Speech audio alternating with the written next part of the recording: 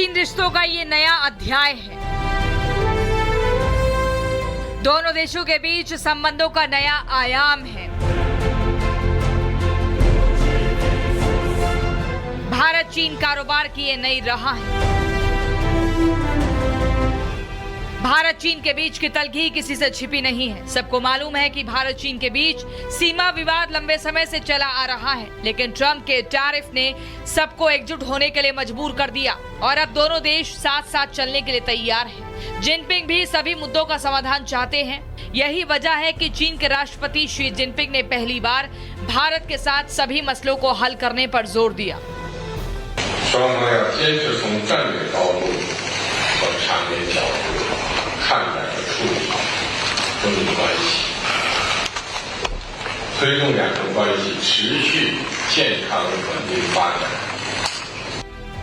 भारत चीन के बीच द्विपक्षीय मुलाकात में दोनों देशों के बीच बेहतर संबंधों पर चर्चा हुई।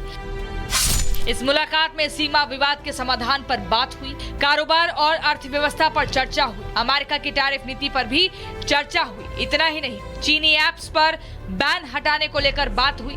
बताया जा रहा है कि दोनों नेताओं के बीच यूक्रेन युद्ध शांति पर भी चर्चा हुई है। हम पड़ोसी देश हैं और हम तो दुनिया के प्रमुख विकासशील देश और तो बड़ी अर्थव्यवस्थाएं भी है, तो हमारे दोनों के व्यापारिक सहयोग भी बहुत ज़्यादा है, बहुत संभावना भी है। तो जैसे कई साल पहले चीन और भारत के व्यापारिक व्यापार तो शायद हर साल लगभग 100 अरब डॉलर रहा है, तो इसलिए शायद बहुत संभावना होगा। इसलिए हमें एक दूसरे से तनाव नहीं करना चाहिए, हमें हाथ मिलाकर एक साथ काम करना चाहिए। चलिए, हो सकता है आपका चाइना के साथ प्रॉब्लम है। अगर आपका चाइना के साथ प्रॉब्लम है तो आज तक आप अपने ट्रेड को रोक क्यों नहीं पाए? उसके ऊपर सैंक्शन क्यों नहीं कर पाए? भाई, कम से कम वो जो $11 बिलियन आप लेते हो, इंपोर्ट करते हो, उसके ऊपर क्यों नहीं कर पाए? हमारे चाइना के साथ डिफरेंसेस है, बॉर्डर रिलेटेड डिफरेंसेस बड़े स्ट्रांग हैं, बड़े सेंटिमेंटल हैं, बड़े इमोशनल हैं, बट दैट डजंट मीन। 7 साल बाद चीन पहुंचे पीएम मोदी ने चीनी राष्ट्रपति के सामने अपनी बात लाउड एंड क्लियर कर दी। ऐसे में साफ है कि चीन ऐसी कोई भी हरकत नहीं करेगा जिसके लिए वो जाना जाता रहा है। लेकिन पीएम मोदी ने शी जिनपिंग को साफ साफ इशारा किया कि दोस्ती में विश्वास का होना जरूरी है। ऐसे में अब गेंद चीन के पाले में है कि वो आतंकी देश पाकिस्तान का साथ देता रहेगा या फिर चीन पाकिस्तान से किनारा करेगा। Bureau report, Republic Bharat.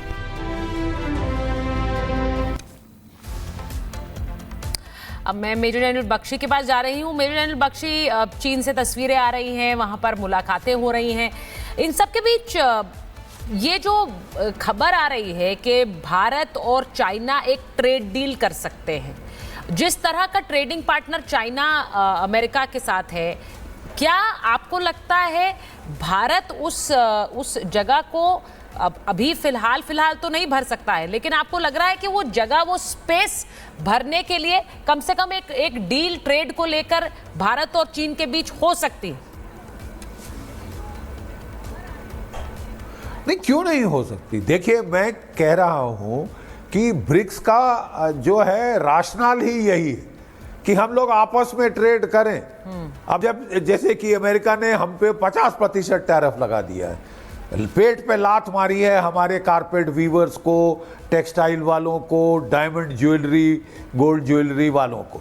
ठीक है साहब, तो ठीक है, हम ये और एक्सपोर्ट मार्केट्स ढूंढेंगे। We will not export to the United States of America. Brazil खरीदेगा, चीन खरीदेगा, रूस ने कहा है हम खरीदेंगे, अफ्रीका को बेचेंगे, साउथ ईस्ट एशिया को बेचेंगे, जापान को बेचेंगे।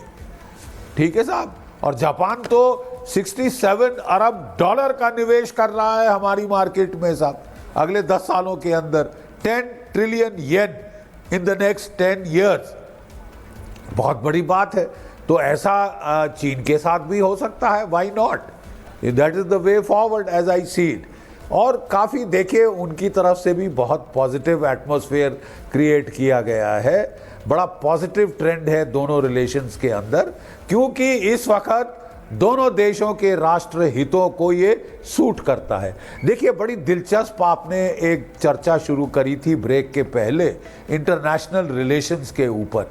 मैं बताना चाहता हूं, आई वांट टू एम्फसाइज कि अभी तक देशों के अंतर्राष्ट्रीय रिश्ते जो थे वो ज़्यादातर जियोपॉलिटिकल समीकरण के ऊपर तय किए जाते थे कि हमारे जियोपॉलिटिकल इंटरेस्ट क्लैश करते हैं, कोइंसाइड करते हैं, न्यूट्रल है, ठीक है साहब। उसके मुताबिक हम लोग स्ट्रैटेजाइज करते थे, लॉन्ग टर्म नीतियां बनाते थे, हैं। जैसे अमेरिकन प्रेसिडेंट्स आया करते थे, वो 5 साल के लिए नेशनल सिक्योरिटी स्ट्रैटेजी वो पेपर बना के दुनिया को दे देते थे, भाई हमारी स्ट्रैटेजी समीकरण ये है, तो लोग अपने आप उसके मुताबिक एडजस्ट कर लेते थे। जब से डोनाल्ड ट्रंप आए हैं, उन्होंने सर पे खड़ा कर दिया है ये पूरा निज़ाम, सर पे खड़ा कर दिया है, मर्केंटलिज्म पे पहुंच गए हैं। ठीक है साहब, वर्ल्ड वॉर 1 के पहले भी मर्केंटलिज्म थी और आप जानते हैं क्या क्या तबाही हुई थी उसके बाद। वर्ल्ड वॉर 1 के बाद भी इकोनॉमिक डिप्रेशन आ गई थी, यही ट्रेड वॉर टैरिफ के चलते। ठीक है साहब, आप फिर उस युग में जाना चाहते हैं तो खैर आपको मुबारक हो, बट बात यह है कि बाकी दुनिया तो परेशान हो गई ना साहब। आपने तो एक नई जंग छेड़ दी है ट्रेड और टैरिफ को लेकर कि भाड़ में गए जियो स्ट्रेटेजिक अलाइनमेंट्स। जो मेरे दोस्त हैं, पहले तो मैं उन सब के लताड़ूंगा, ठीक है साहब। और वो चाहे यूरोप हो, चाहे जापान, चाहे साउथ कोरिया, चाहे ताइवान, चाहे कनाडा, चाहे मेक्सिको, वो सब को उन्होंने आड़े हाथ ले लिया और भारत की तो ऐसी तैसी करने पे उतारू हो गए साहब। 50% टैरिफ लगाया है, दुनिया में तकरीबन सबसे ज़्यादा टैरिफ भारत और ब्राज़ील के ऊपर। तो साहब ये जो है, अगर आप ऐसा करेंगे तो हमको भी जैसे को तैसा करना पड़ेगा। मैं उसी सवाल पर वापस आ रही हूँ प्रोफेसर जोशी, जिस पर आप बात कर रही थी, जिस पर जीडी बख्शी सर भी बोल रहे हैं कि यहाँ पर जो शोर हो रहा है वो ये हो रहा है कि गलवान की शहादत हम कैसे भूल गए। मेजर जनरल इस पे कई बार बात रख चुके हैं, लेकिन मैं चाह रही हूँ कि आप इस एंगल से इस पर बात रखें कि इंटरनेशनल रिलेशंस में एक देश को कैसे आगे बढ़ना पड़ता है। चुनौतियां बहुत सारी होती हैं और भारत के आगे भी हैं। देखिए, अंतरराष्ट्रीय संबंधों को हम देखते हैं, उसमें फिर अलग अलग थ्योरीज और कंसेप्ट्स भी हैं। रियलिस्टिक पॉइंट ऑफ व्यू है जो इस दुनिया को एनार्किक मानता है, इसलिए शक्ति की परिभाषा जो है वो बिल्कुल टेरिटोरियल और मिलिट्री पावर तक रियलिज्म में सीमित रहती है। हम लिबरल थ्योरी के हिसाब से देखते हैं तो इंस्टीट्यूशनलाइज पीस की बात होती है, यानी नॉर्मेटिव फ्रेमवर्क और यूनाइटेड नेशंस जैसे संगठनों को कैसे मजबूत बनाया जाए इसकी बात करता है। फिर जैसे हम कंस्ट्रक्टिविज्म की तरफ जाते हैं तो नॉलेज शेयरिंग को या फिजिकल बाउंड्रीज हटा दी जाए और लोग अपने पीपल टू पीपल कनेक्ट्स मजबूत हो, नॉलेज शेयरिंग बढ़े, इस तरह की पॉजिटिव थ्योरी।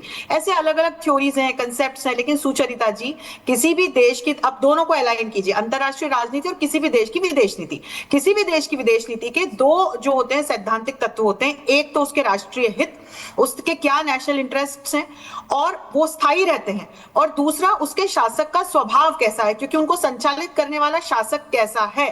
तो अमेरिकन फॉरेन पॉलिसी में आप देखिए कि भी पीछे बाइडेन थे, स्पेकुलेशंस तो ये थे कि वो डेमोक्रेट है, जब वो राष्ट्रपति बन के आए थे तो काफी हो हल्ला हुआ था कि आप शायद चीन के प्रति रुख वो अपना सॉफ्ट करेंगे और भारत के प्रति रुख अपना कड़ा करेंगे। लेकिन हुआ इसका बिल्कुल उल्टा, क्योंकि बाइडेन ने यूएस के नेशनल इंटरेस्ट्स को फोरफ्रंट पर रखते हुए काम किया। अब जब डोनाल्ड ट्रंप का दूसरा कार्यकाल आया तो वो जिस तरह से चीजों को बना रहे हैं, बिगाड़ रहे हैं, तो अंतरराष्ट्रीय राजनीति को और फॉरेन पॉलिसी को उन्होंने अपने कहीं ना कहीं ईगो से पीछे धकेल दिया है। और जब किसी भी देश की विदेश नीति को उसका शासक उसके राष्ट्रीय हितों को साइड में रख के चलाने लग जाता है तो हाल फिर पाकिस्तान जैसे हो जाते हैं सुचरिता जी। और ये कॉम्प्लेक्स इंटरडिपेंडेंस की दुनिया है, जैसे कि मेजर जनरल बख्शी साहब भी बता रहे थे कि चीन के साथ हम अपने टेरिटोरियल डिस्प्यूट्स को नहीं भूल सकते। एक ट्रस्ट डेफिसिट है, सीमा अभी जो विवाद है उसका समाधान नहीं खोजा है। हालांकि आज जो हमारे प्रधानमंत्री और राष्ट्रपति शी ने इस बात को कहा है कि जो स्पेशल रिप्रेजेंटेटिव्स हैं वो इस पर काम कर रहे हैं, लेकिन अभी तक